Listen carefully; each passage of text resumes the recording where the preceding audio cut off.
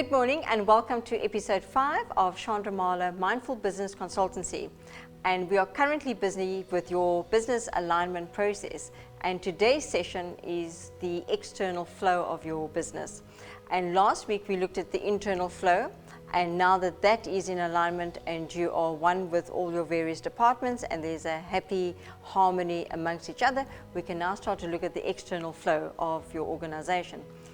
What we do need to realize, and I think this is probably one of the most challenging ones, is that on our external flow chart, we have no control or we have very little control.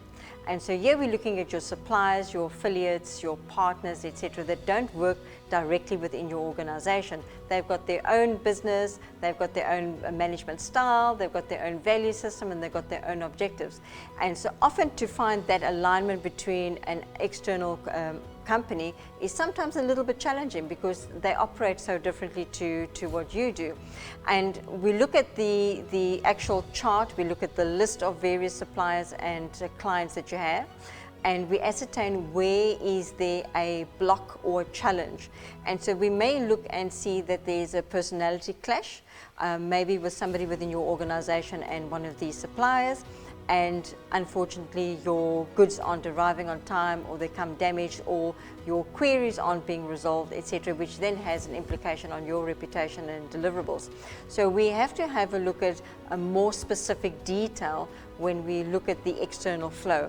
And so we will take, for example, your client list, and we'll have a look at where is there a little bit of stuck energy or negativity, or there's a block, and what is the actual dynamics there? Is it a people's dynamics? Is it that organization's flow? Or is it your process that maybe isn't in alignment with theirs?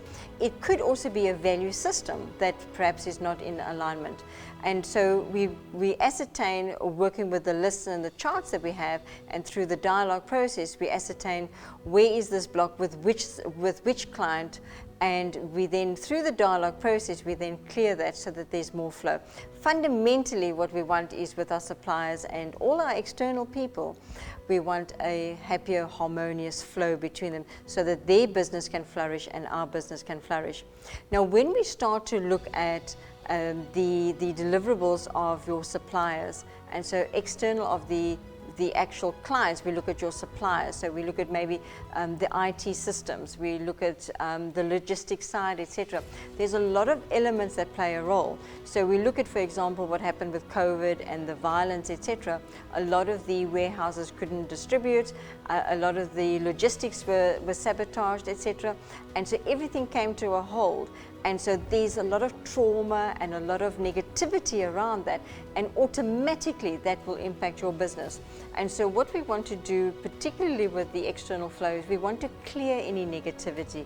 We want to clear any trauma that the business and the people involved in the business have actually experienced. And through this process, we are able to subconsciously and energetically clear that negativity so that those clients and suppliers in their logistics firm or in their warehousing organization can actually start to get back on their feet a lot quicker in order to supply your business. So fundamentally, we want to really create a lot more flow.